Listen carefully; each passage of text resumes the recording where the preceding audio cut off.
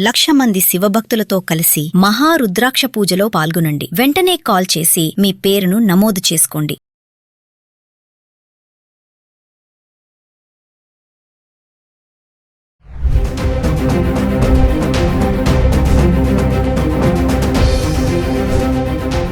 High viewers, India's largest digital media network Suman టీవీకి స్వాగతం. ప్రస్తుతం మనతో ఉన్నారండి advocate and social activist, life coach Ushasri గారు ఉన్నారు.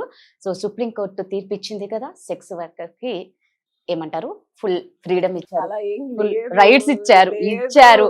ఇవన్నీ మనం ఒప్పుకోం కదా. కొంతమందికి దీనికి వ్యతిరేకంగా ఉన్నారు. చాలా మంది ఆల్రెడీ యువత నాశనం అయిపోతూ ఉంటే ఇలాంటి తీర్పులు ఏంట్రా బాబు అనేసి. సో దాని గురించి ఒకసారి ఉష అడిగి తెలుసుకుందాం. ఉష నమస్తే. నమస్తే రాధా. సో నిజంగా ఫుల్ ఫ్రీడమ్ ఇచ్చేసింది సెక్స్ వర్కర్స్ కి, వెరీ గుడ్, ఓకే. దీన్ని అప్రిషియేట్ చేయాలన్నా బాధపడాలా అనేది అర్థం కాలే. ఎందుకు ఈ మాట అంటున్నానంటే, ఆల్రెడీ మన దేశంలో యువతనే కాదు, చిన్న పిల్లలు కూడా పాడైపోతున్నారు. ఇలాంటి తీర్పులు ఇవ్వడం వల్ల చాలా మంది వ్యతిరేకత వ్యక్తం చేస్తున్నారు. ఉష, మరి దీన్ని ఎలా తీసుకోవాలి? దీన్ని ఒక పాజిటివ్ గా తీసుకోవాలా? నువ్వైతే పాజిటివ్ అంటావు యాజ్ ఏ అడ్వకేట్ కాబట్టి, సోషల్ యాక్టివిస్ట్ గా అయితే ఏం చెప్తావు? So to begin with advocate గానే మాట్లాడతాను, because that's what my profession and I do. Any judgements ఎప్పుడైనా సరే రాదా, గుర్తుపెట్టుకో, కాలమాన పరిస్థితి ఇప్పుడున్న సొసైటీలో జరిగే అవాంతరాలు అనుకో నువ్వు, అన్ఎక్స్పెక్టెడ్ థింగ్స్ దగ్గర నుంచి రిపీటెడ్ గా సప్రెస్డ్ గా నిస్సహాయత ఉండే థింగ్స్ వరకు రీసెర్చ్ చేస్తుంది. ర్యాండమ్ గా అయితే ఇవ్వదు. ఎక్స్క్లూజివ్ గా ఈ జడ్జ్మెంట్ గురించి పాజిటివ్ నెగటివ్ పక్కన పెడితే జడ్జ్మెంట్ లో ఏం చెప్పారు, ఇది ఎవరికి ఆపాదిస్తుంది అనేదే ఆలోచించి ఇస్తారు వాళ్ళు. అంతేగాని ఒక మాటలో మంచి ఉంటది, చెడు ఉంటది. డెఫినెట్ గా ఎప్పుడు నేను, and being a practitioner of advocacy, I took ఒక 3 ఏళ్ల టైం తీసుకున్నా before I enter in to it. Because application of law ని మనం అర్థం చేసుకోకుండా, ఫ్యాక్ట్స్ ని నువ్వు ఏ అడ్వకేట్ ని తీసుకున్నా సరే కంటతహా చెప్పేయగలిగే వాళ్ళు ఉంటారు. అంటే ఎన్ని క్రిమినల్ అన్ని పొద్దున్న నుంచి సాయంత్రం కూర్చుని మొత్తం సెక్షన్లు. కానీ అప్లికేషన్ ఆఫ్ లా అంటే విఘ్నతతో ఎందుకు ఈ మాట చెప్పారు అనేది అర్థం చేసుకోవడము విజ్డమ్ అంటారు. అంటే సుప్రీం కోర్టే ఇచ్చింది అంటే ఎందుకు ఇచ్చింది, ఎవరికి ఇచ్చింది అనేది ముందు అర్థం చేసుకోండి before you condemn or contradict this judgement. Exclusive గా ఎస్పెషల్లీ ఫిజికల్ బాడీని ఒక కమాడిటీ లాగా, ఒక సర్వీస్ లాగా అమ్ముకునే మహిళలు సొసైటీలో వద్దన్నా కాదన్నా ఉన్నారు.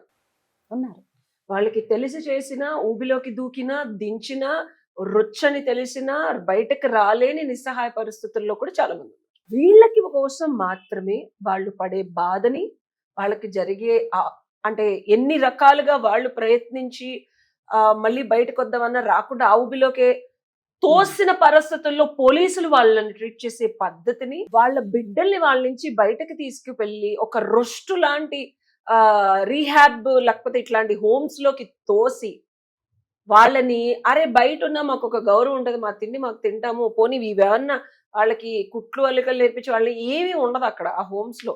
మళ్ళీ వెళ్ళి మేము ఈ వృత్తి చేసుకోవాలన్నప్పుడు మాకేంటి ఈ బాధ, ఈ దౌర్బల్యం, ఈ కష్టం అని లేపిన నోళ్ళని సమాధాన పరుస్తూ సావధాన పరుస్తూ ఇచ్చిన జడ్జిమెంట్. మీరు దీన్ని ఇలానే చూడండి to begin with. Because I'm so నిన్నటి నుంచి గోళ బయట.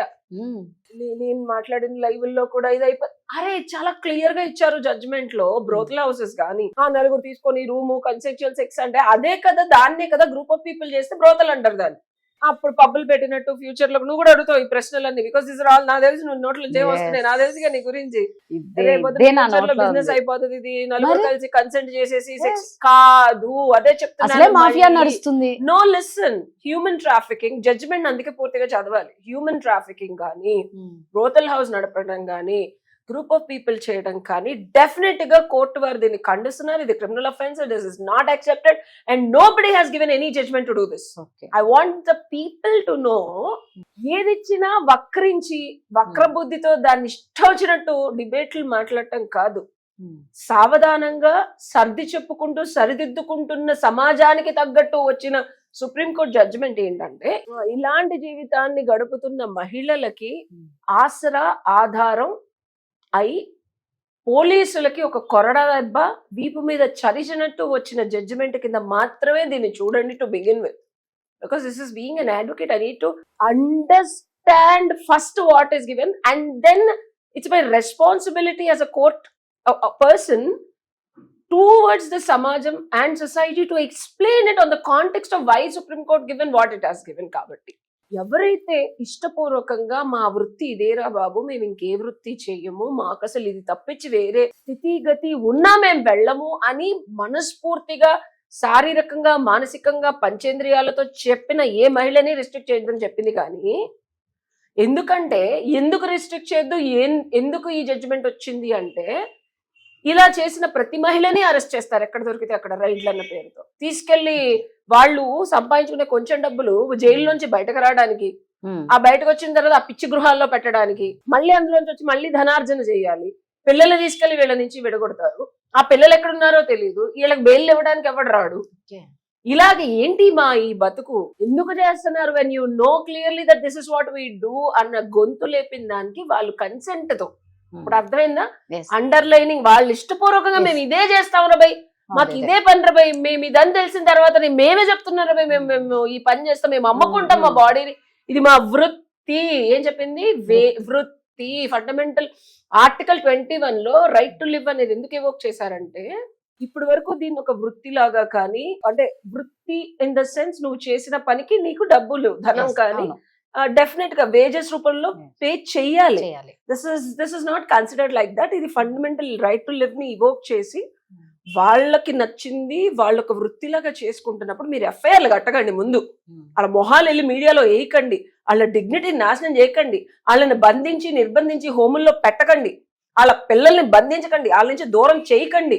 అసలు మీకెందుకు why you are infringing into their privacy and fundamental right to do whatever they want అని పోలీసులకు ఇచ్చిన జడ్జిమెంట్ ఇది. పోలీసుల్ని అనవసరంగా వీళ్ళని ఇబ్బంది పెట్టి కేసులేసి, అండ్ ఇదే వీళ్ళు మనుషులే, వీళ్ళకు కూడా రేపొద్దున ఆపద రావచ్చు, ఇష్టంతో వెళ్ళి చేసినది వేరు, బట్ ఆపద in the sense not only rape చేశారు, ఇది కాకుండా వాళ్ళకి ఇంకేదో వాళ్ళ పిల్లల్ని ఎవరో ఏదో చేశారు రాదా, లేదా వీళ్ళు ఏదో చిన్న ఆస్తి కొనుక్కున్నారు, అది వేరే వాళ్ళు కబ్జా పెట్టారు, ఇంకేదో ఇబ్బందులు వీళ్ళు డబ్బులు ఇచ్చారు, బట్ డబ్బులు నువ్వు ఇలాంటి దానివి కేసులు తీసుకోవని ఎంతమంది బ్రోతల్స్ వెళ్ళి పోలీస్ స్టేషన్ లో వాళ్ళకి జరిగిన నష్టాన్ని చెప్తే ఎఫ్ఐఆర్ బుక్ చేసినా చేయట్లేదు. దానికి ఇచ్చారు జడ్జిమెంట్. వీళ్ళకి ఆ రైట్ ఉంది. వీళ్ళు కనుక ఏదన్నా ఇబ్బందికరమైన పరిస్థితుల్లో మీ దగ్గరకు వస్తే ఎఫ్ఐఆర్లు కట్టండి, మీరు ఎందుకు కట్టట్లేదు, because they are doing this అని చెప్పి. సో వాళ్ళకి ఆ రైట్స్ ఇచ్చారు. అంతేగాని సరే ఏదో ఒక టైం లిమిటో ఏజ్ లిమిటో ఇవ్వాలి కాబట్టి అదొక 18 ఏళ్ళని ఇచ్చారు. నేను ఎందుకంటే వీళ్ళ పిల్లలే ఉంటారు ఈ ప్రొఫెషన్ లో, ఎందుకు ఇచ్చారు కూడా చెప్తాను. బికాస్ ఐమ్ సో ఈ వాయిస్ లో ఎప్పుడు మాట్లాడలేదు, నాకు కోపం వచ్చేస్తుంది. దీన్ని ఎంత చండాలంగా తీసుకుంటున్నారంటే, ఇది ఎవరికి ఇచ్చారు, ఎందుకు ఇచ్చారు అంటే, ఈ బ్రోతల్ హౌసెస్ లో కూడా 12 years నుంచి 13 years పిల్లల్ని ఇందులోకి దించేస్తున్నారు. సో అలా కాకుండా వాళ్ళకు కూడా ఆ పిల్లలకి ఏజ్ లిమిట్ ఇచ్చారు. వాళ్ళకి ఆడపిల్లలు ఉంటారు కదా, వాళ్ళు కన్సెంట్ తోనే ఉంటారు కదా, అమ్మని అలా చూస్తుంటే వాళ్ళకి ఇది ఇష్టం ఉంటుంది కదా. సో వాళ్ళకు కూడా ఒక ఏజ్ ఇవ్వండి, ఒక టైం ఇవ్వండి.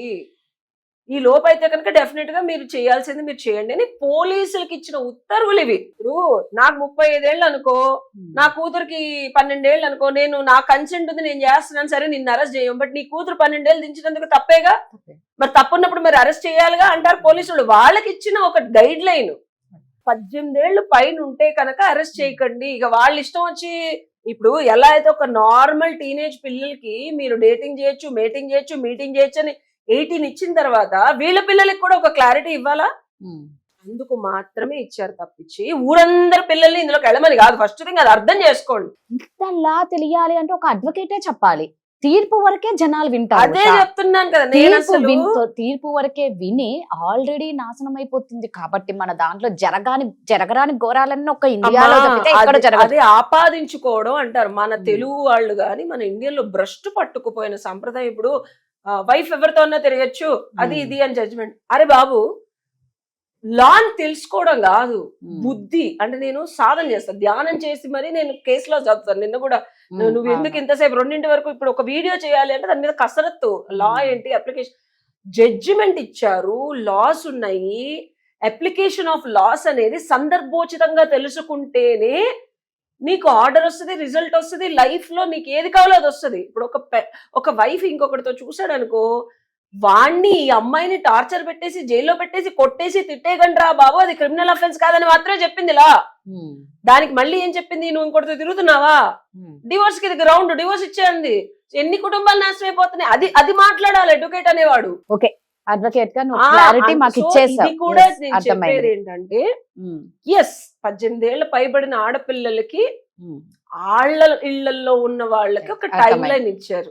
కానీ ఇప్పుడు సోషల్ యాక్టివిస్ట్ గా మాట్లాడతా, ఈ 18 ఏళ్లు పైబడిన వాళ్ళు ఎవరైనా చేయొచ్చని ఈ జడ్జిమెంట్ ఇంత విరివిగా వస్తుంది కాబట్టి టీనేజ్ పిల్లలు దీన్ని ఒక ఆసరాగా తీసుకొని తల్లిదండ్రులను ఎదిరించి, ఆ ఏజ్ లో ఇప్పుడు ఇంకొకటి వాడు ఎలాగైతే ఇష్టం వచ్చినట్టు వాడికి నచ్చింది చేయలేదని తల్లిదండ్రుల్ని కొడుతున్నాడని చెప్పావో, అలాగా ఒక మిడిల్ క్లాస్ యావరేజ్ గా మనకు అవసరం లేకపోయినా పరువుగా బతికే ఫ్యామిలీలో ఉండే ఆడపిల్లలు కూడా తెలియని వయసులో భ్రమకి గురవ్వచ్చు, మాయకి మభ్యపెట్టబడచ్చు, అనుమానాస్పద స్థితిలో వాళ్ళని లిఫ్ట్ కూడా చేసి వాళ్ళ కన్సెంట్ ఉంది అని చెప్పి కూడా వాళ్ళ మీద కేసు పెట్టకుండా దళారులు వీళ్ళ శరీరాలని వాడే ఆస్కారం డెఫినెట్ గా ఉంటది. ఈ ఒక జడ్జిమెంట్ వచ్చింది కదా అని చెప్పి ఇది ఇంకోటి చెప్తున్నా, పచ్చిగా చెప్తున్నా, యాజ్ అన్ అడ్వకేట్ గా చెప్తున్నా, రోజులు నిద్ర లెగిస్తే ఎన్ని పోక్సో కేసులు చూస్తున్నాను. నాంపల్లి కోర్టులోకి వెళ్ళి ఎన్ని వందల మంది నించొని ఉంటున్నారు పోక్సో కేసులు, బయటకు రావట్లేదు. సో లాలో పోక్సో ఉన్నప్పుడు, టీనేజ్ పిల్లలు చేయొద్దన్నప్పుడే అన్ని వందల కేసులు ఉన్నప్పుడు, ఇదేదో యాక్సెప్టెన్స్ వచ్చింది కదా అని చెప్పి ఎవరు ఆగరు. బ్రోతల్ హౌస్లు కానీ హ్యూమన్ ట్రాఫికింగ్ కానీ ఆగదు.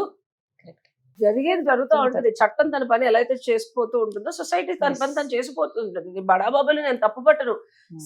భగవంతుడి సృష్టిలో రాక్షసులు ఉన్నారు, దేవతలు ఉన్నారు, మనుషులు ఉన్నారు. అలాగే ఆ హ్యూమన్ అది నడుస్తూ ఉండదు. అది అందాన్ని భూ ప్రపంచంలో ఎవడూ ఆపలేడు. నా లా, నా పొలిటీషియన్స్, నథింగ్. అసలు ఆ హ్యుమానిటీ భూమి మీద జరుగుతూనే ఉంటాయి. కొన్ని సంవత్సరాల నుంచి, ఏజెస్ నుంచి జరుగుతుంది.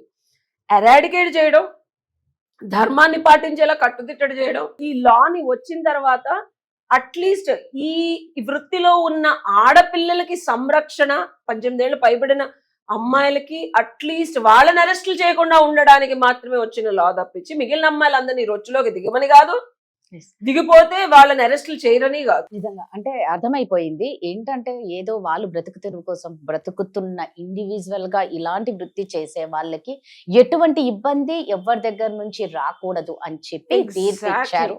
అదే అర్థం చేసుకోండి అందరూ అని చెప్తుంది. Very good, super, thank you.